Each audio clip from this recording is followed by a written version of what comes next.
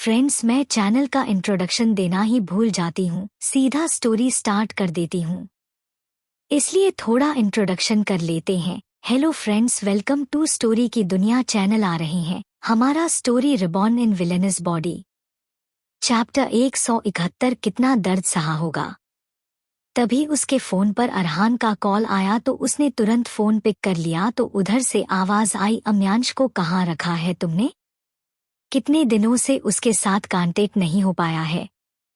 तो शिवाय बिना किसी परेशानी के बोला, जहां होगा ठीक ही होगा, चलो फोन रखो। इतना कहकर फोन काट देता है और फिर कस के आरवी को टाइट हक करके अपने आंखों को बंद करते हुए बोला, बस वाइफी, तुम उस कबूतर अम्यांश से दूर रहो। वो अच्छा लड़का नहीं है और तुम मेरी अच्छी बीवी हो। अगर तुम उस कबूतर के पास रही तो वह तुम्हें भी बिगाड़ देगा। अगले दिन सुबह के 2 बजे एस विला, आरवी और शिवाय का कमरा। एक अंधेरे काले कोठरी में एक 7 साल की लड़की नीचे जमीन पर पड़े मिट्टी को अपने जीभ से चाट रही थी। उस छोटी लड़की के हाथ और पैर दोनों सीकर से बंधे हुए थे। उसने ब्लैक लोवर और ब्लैक हॉफ टी शर्ट पहना हुआ था। उसका चेहरा पूरा काले रंग से रंगा हुआ था। वह छोटी बच्ची नीचे पड़े मिट्टी को ऐसे चाट रही थी जैसे अगर वह उसे नहीं खाई तो कोई और आकर उसे मिट्टी को खा लेगा। तभी एक झटके से कोठरी का दरवाजा खुला और एक लड़की जिसकी उम्र करीब 20 साल होगी वो उस छोटी बच्ची के पास आई और उसके कान को पकड़कर उठाते हुए चिल्लाहट भरी आवाज में बोली, तेरी इतनी हिम्मत कि तुम हमारे खिलाफ जाए? तूने हिम्मत कैसे कि बिना मेरे परमिशन के मिट्टी खाने की? उसकी बाट पर वह बच्ची जिसके आंखों में मासूमियत था वह रोते हुए बोली, जीजी 4 दिन से कुछ नहीं खाया है, भूख लगी है। जिस पर वह 20 साल वाली लड़की पहले उसके कान को जोर से मरोड़ती है जिससे वह लड़की जोर जोर से चिल्लाने लगी। तभी वह 20 साल वाली लड़की अपने दाहिने हाथ से उसके राइट गाल पर मारती, फिर लेफ्ट गाल पर मारती। न जाने उसने कितने थप्पड़ मारे होंगे उस छोटी बच्ची को। अंत में उसके थप्पड़ को बर्दाश्त न कर पाने की वजह से वो वहीं पर बेहोश हो गई। उसके बेहोश होने के बावजूद भी उस 20 साल वाली लड़की के चेहरे पर थोड़ा सा भी सीकन नहीं देख रहा था। तभी एक बार फिर गेट खुला और पहले वाली लड़की का ही उम्र का एक और लड़का अंदर आया और उस लड़की से बोला, जे क्या जरूरत थी उसे इतना मारने की? अगर वह मर गई तो हमारा मिशन कैसा पूरा होगा?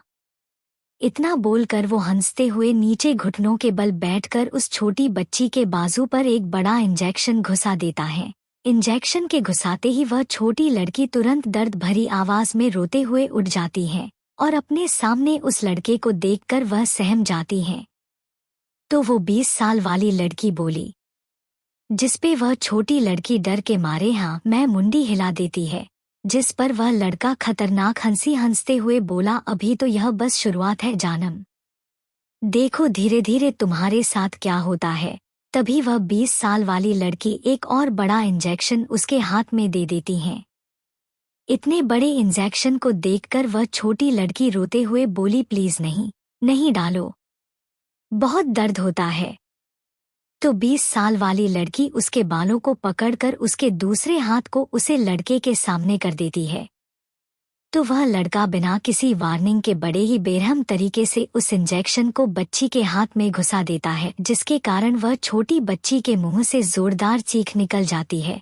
तभी वह लड़का एक थप्पड़ उसके गाल पर मारता है जिससे वह लड़की नीचे जमीन पर गिर जाती है। तभी उस छोटी बच्ची के कानों में एक बच्चे की जोर से चीखें सुनाई दी। उस चीख में उसकी कुछ बातें साफ सुनाई दे रही थी, जैसे प्लीज इंजेक्शन मत दो, इससे बॉडी में बहुत दर्द हो रहा है, दर्द हो रहा है, मर जाऊंगा मैं। इस चीख को सुनकर वह छोटी बच्ची चुप हो जाती है। उसे चुप होते देख वह 20 साल की लड़की अपने सामने खड़े अपने ही उम्र के लड़के से बोली, देख रहे हो कितनी जल्दी चुप हो गई।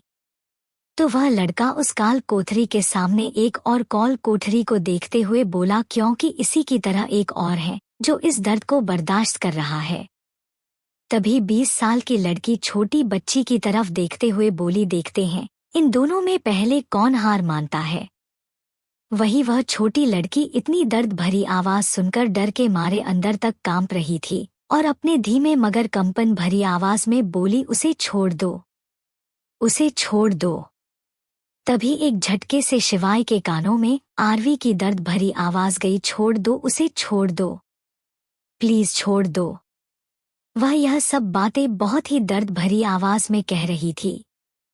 उसकी आवाज सुनकर शिवाय, जिसका हाथ आरवी के खुली पीठ पर बंधा हुआ था, वह एक झटके से अपनी आंख खोलता है तो वह सहम जाता है, क्योंकि आरवी का सिर इधर उधर हिल रहा था और उसका पूरा बॉडी में भी कंपन था। उस पर से उसके पूरे शरीर से पसीना निकल रहा था। आरवी की हालत देखकर शिवाय को अपने अंदर कुछ खोने का एहसास होने लगा, इसलिए वह तुरंत अपने हाथ को उसके पीठ से निकालकर उसे अपने ऊपर से सीधा बेड पर लेटा देता है और फिर घुटनों के बल बैठकर अपने दोनों हाथों को उसके गालों पर ले जाकर उसके गालों को सहलाते हुए बोला, वाइफी क्या हुआ, आंखें खोलो अपनी, प्लीज खोलो ना। वही आरवी को तो शिवाय की बातें जैसे सुनाई ही नहीं दे रही थी, क्योंकि वह अपने सिर को इधर उधर झकोर रही थी और उसका पसीना भी बहुत ज्यादा बह रहा था और यहाँ तक कि उसकी आंखें भी बंद थी और वह बस यही बार बार दोहराए जा रही थी, छोड़ दो उसे, छोड़ दो। शिवाय से उसकी हालत देखी नहीं जा रही थी, इसलिए वह जल्दी से अपने लोअर के बैक पॉकेट से अपना हैंकी निकालकर उसके माथे से पसीना पोंछता है और एक बार फिर धीरे से गालों को सलाहकार बोला, आंखें खोलो वाइफी, देखो यहाँ कोई नहीं है, किसी को कुछ नहीं हुआ है। उसकी बातें आरवी पर कोई असर नहीं कर रही थी, इसलिए शिवाय भी अब पैनिक होने लगा था। तभी उसके दिमाग में कुछ सूझा और वह तुरंत अपने होंठ को आरवी के होंठ पर रखकर उसे बड़े ही प्यार से चूमने लगा। वह उसके होठों को चूमते हुए आरवी के चेहरे को भी देख रहा था, क्योंकि वह चाहता था कि उसके चूमने की वजह से आरवी के ध्यान भटक जाए, और हुआ भी यही। जैसे ही शिवाय ने आरवी के होठों पर अपना होठ रखा तो आरवी भी धीरे धीरे शांत पड़ने लगी। 10 मिनट के किस के बाद जब शिवाय उसके होठों को छोड़ता है तो पाता है कि आरवी का सिर एक और झुक गया था और उसकी आंखें अभी भी बंद थी। तो वह जान गया कि आरवी फिर से नॉर्मल हो गई है। लेकिन अब उसके दिमाग में एक बात घुस चुका था कि आखिर आरवी किसे बोल रही थी छोड़ने के लिए। क्या यह सिर्फ एक महज सपना था या था कुछ और बात?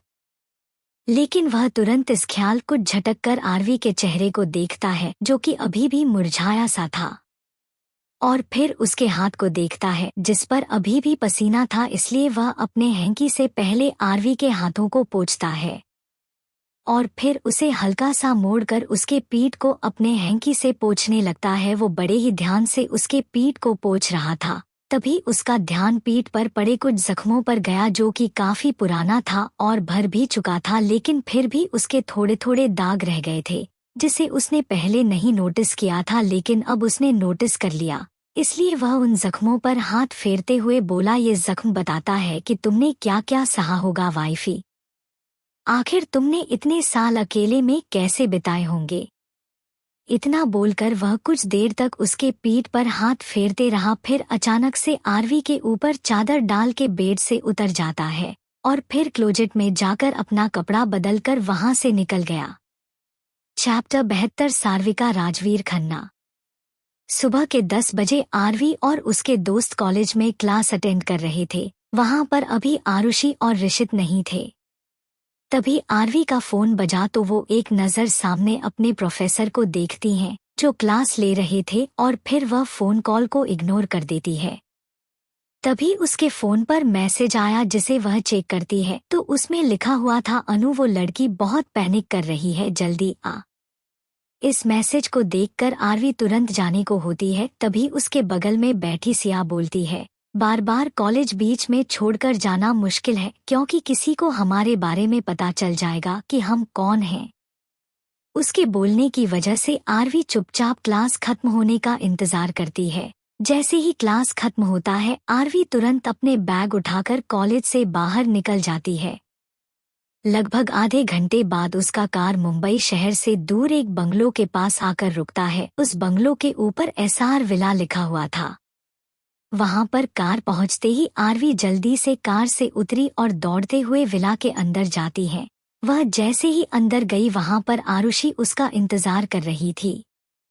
आरवी को देखकर आरुषि तुरंत बोली, अनु उसे बार बार पैनिक अटैक आ रहा है। जब से वह हमें मिली है, अपने बारे में कुछ भी जानकारी नहीं दे रही है हमें।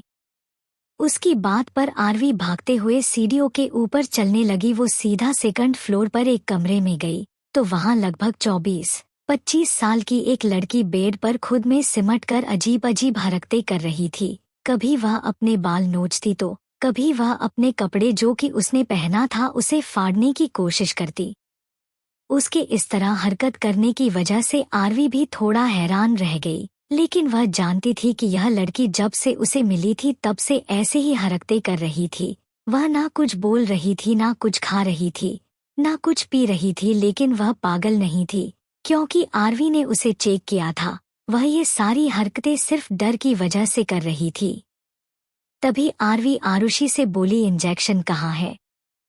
उसकी बात पर आरुषि बोली, लेकिन तुमने ही तो कहा था कि हमें बार बार इंजेक्शन लगाना ठीक नहीं होगा, इसलिए मैंने इन्हें इंजेक्शन नहीं दिया।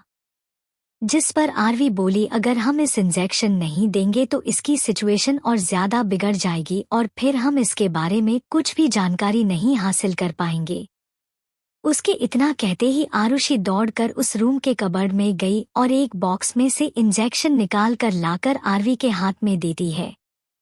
वही आरवी इंजेक्शन लेकर सीधा बेड की ओर बढ़ जाती है। तभी वह 24 या 25 साल की लड़की उसे खुद से दूर करते हुए बोली, मत छुओ मुझे, मत छू मुझे, घिन आती है तुम्हारे छूने की वजह से। उसकी बात पर आरवी बोली, देखो मैं तुम्हें नहीं छू रही हूँ।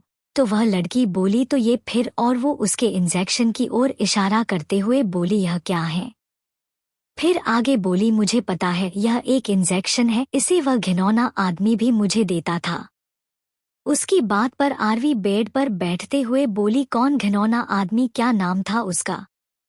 तो वो लड़की अपने होंठ पर एक उंगली रखते हुए न में अपना सिर हिलाते हुए बोली, नहीं नहीं नहीं बताऊंगी उसके बारे में, नहीं तो वह मुझे खूब पिटेगा, फिर मुझे अपने आदमियों के यहाँ। इतना बोलकर वो चुप हो गई। उसके चुप होने पर आरवी एक लंबी सांस लेती है और आगे बढ़ते हुए बोली, देखो यह इंजेक्शन अगर तुम लगवाई तो तुम ठीक हो जाओगी और फिर मैं उस घिनौना आदमी को तुम्हारे पास नहीं आने दूंगी। उसकी बात पर वह लड़की मुस्कुराते हुए बोली, सच में? क्या तुम मुझे उसे आदमी के पास नहीं भेजोगी? तो आरवी बोली, हाँ बिल्कुल। तो वह लड़की तुरंत अपने हाथ आगे करती हुई बोली, ठीक है लगा लो, लेकिन तुम मुझे धोखा मत देना क्योंकि मुझे बहुत लोगों ने धोखा दिया है। यह सब बोलते वक्त उसे लड़की के आंखों में अनेक जज्बात दिख रहे थे। थोड़ी देर के लिए आरवी भी हैरान रह गई कि क्या यह लड़की सच में दिमागी तौर से ठीक नहीं है या फिर एक्टिंग कर रही है। लेकिन फिर वह अपना ख्याल रखकर तुरंत उसके बाजू में इंजेक्शन लगा देती है। इंजेक्शन लगते ही वह लड़की वहीं पर गिर जाती है क्योंकि उस इंजेक्शन में नींद की दवा थी। उसे लड़की के सोते ही आरवी वहां से उठकर खुद को शांत करते हुए आरुषि से बोली, पता चला इसके बारे में। इतना बोलकर वह उसे कमरे से निकल जाती है। उसके पीछे पीछे आरुषि भी चलते हुए बोली, यह लड़की आपको तब मिली थी जब आप ओबेरॉय मेंशन जा रही थी रिटर्न उस फार्म हाउस से, और आपके रास्ते में ही गाड़ी खराब हो गई थी तो आप नीचे उतरकर दूसरे गाड़ी का वेट कर रही थी, तब आपको मिली थी यह। और आपने जैसा बताया था कि जब आप इसे मिली थी उसके पूरे कपड़े फटे हुए थे, शरीर पर सिर्फ ना मात्र का कपड़ा बचा हुआ था, इसकी हालत भी खराब लग रही थी और उस पर से ऐसा लग रहा था जैसे बहुत दूर से भागकर आई हो। उसके हिसाब से हमें नहीं लगता वह इस शहर से बिलोंग करती है। लेकिन सबसे ज्यादा हैरानी वाली बात यह है कि उसके इतना कहते ही आरवी भी तुरंत पीछे मुड़कर उसे देखती है। तो आरुषि आगे बोली, यह कोई नॉर्मल लड़की नहीं है। तो आरवी बोली, मतलब? तो आरुषि आगे बोली, मतलब इस लड़की का नाम सार्विका राजवीर खन्ना है, wife of Maharashtra home minister. उसके इतना बोलते ही आरवी थोड़ी शॉक रह गई क्योंकि इतने बड़े लीडर की बीवी की इतनी खराब हालत में उसे रास्ते पर मिलना ये कोई मामूली बात नहीं थी। और अगर उसने इस समय हस्तक्षेप किया तो उसे महाराष्ट्र के गवर्नमेंट में भी घुसना होगा, जो उसके लिए मुश्किल नहीं था, लेकिन फिर भी उसे नहीं पसंद था गवर्नमेंट में इंटर करना। और इस लड़की यानी कि सार्विका खन्ना के अनुसार उसने कहा था उसे उस घिनौना आदमी से दूर रखने के लिए, और अगर गलती से भी वह घिनौना इंसान उसका हस्बैंड यानी कि राजवीर खन्ना हुआ तो उसके अगेंस्ट उसे सबसे पहले यहाँ के चीफ मिनिस्टर को खुद के फेवर में करना होगा, क्योंकि वो डायरेक्टली इसमें इन्वॉल्व नहीं हो सकती थी। नहीं तो बहुत किसी को उसके आइडेंटिटी पर शक हो जाएगा, जो वो बिल्कुल नहीं चाहती थी। लेकिन महाराष्ट्र के सीएम को अपने फेवर में करना उसके लिए बिल्कुल आसान नहीं होने वाला था, क्योंकि कहा जाता है कि महाराष्ट्र का सीएम बहुत ज्यादा अक्रू, घमंडी, सेल्फिश पर्सन है, जिसे सिर्फ अपने से मतलब है। यहाँ तक कि अगर उसके सामने उसके खुद के ही पार्टी के लीडर भी हुए तो भी वह उनके लिए कुछ नहीं करता और ना ही उनकी बात मानता, वो सिर्फ अपनी सुनता है। इसलिए उसे लोग साइको एसके भी कहते हैं, क्योंकि महाराष्ट्र का सीएम का नाम एसके था, जिसका पूरा नाम कोई नहीं जानता है। वो महज अभी सिर्फ 26 साल का होगा और उसने कुछ महीने पहले ही महाराष्ट्र के एमएलए को खरीद कर राजवीर खन्ना के बाप को सीएम पद से हटाकर मात्र 25 साल 2 महीना के उम्र में वो महाराष्ट्र का सबसे यंग सीएम बन गया। उसके लुक्स को देखकर कोई भी लड़की दीवानी हो जाएगी, लेकिन वह एक बार भी लड़कियों की ओर आंखें तक नहीं घुमाता। यहाँ तक कि वह हमेशा खुद में ही गुम रहता है, जैसे वह किसी चीज का तलाश कर रहा हो खुद के अंदर। खैर, अब बहुत हो गया महाराष्ट्र का सीएम का तारीफ। अब कहानी में आगे बढ़ते हैं, लेकिन आप लोग जरूर बताइएगा कमेंट सेक्शन में कि महाराष्ट्र के सीएम से मिलने के लिए कौन कौन बेताब है। वही आरवी यह सब सोच ही रही थी, तभी आरुषि फिर से बोली, मैं क्या हमें राजवीर खन्ना को इन्फॉर्म कर दे कि उनकी वाइफ हमारे पास है। उसकी बात पर आरवी को वह मासूम सा चेहरा जो कि कोई और नहीं सार्विका का था वह याद आ गया और उसने तुरंत बोला, नहीं, अभी फिलहाल के लिए रहने दो। इतना बोलकर वह वहां से चली गई।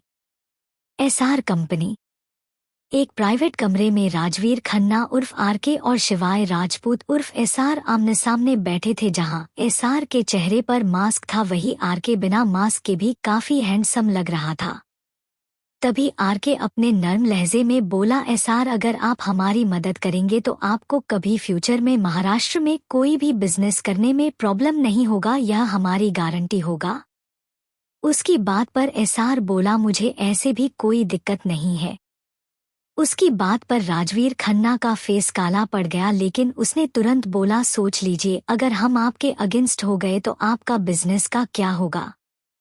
उसकी बात पर एसआर के चेहरे पर थोड़ी सीकन आई और फिर बोला, किस चीज में मदद चाहिए। तो आरके बोला, एसआर, आपको तो पता ही होगा मेरी शादी के लगभग 6 साल हो चुके हैं और मैं इस शादी में बहुत खुश भी था, लेकिन पता नहीं कैसे आज से 2 दिन पहले मेरी वाइफ गायब हो गई और वह मुझे मिल नहीं रही है। क्या आप अपने सोर्सेस से उन्हें ढूंढ सकते हैं। राजवीर की बात ऋषभ, जो शिवाय के पीछे मास्क में खड़ा था, उसे थोड़ा अजीब लगा, क्योंकि आरके खुद इतना बड़ा पॉलिटिशियन था कि उसकी वाइफ को ढूंढना उसके लिए ज्यादा बड़ी बात नहीं थी। लेकिन फिर वह उसके बॉस से क्यों बोल रहा था उसकी वाइफ को ढूंढने के लिए। तभी एसआर बोला, आपकी वाइफ को किसी ने नहीं देखा, क्योंकि वह कभी मीडिया के सामने आई ही नहीं है, तो मेरे आदमी उसे कैसे ढूंढेंगे। उसकी बात पर आरके तुरंत अपने मोबाइल को पॉकेट से निकालते हुए बोला, मैं अभी आपको अपनी वाइफ का फोटो भेजता हूँ। उसकी बात पर शिवाय एक नज़र ऋषभ को देखता है तो ऋषभ तुरंत आगे आकर बोला, मिस्टर आरके, आप मेरे फोन पर फोटो भेज दीजिए।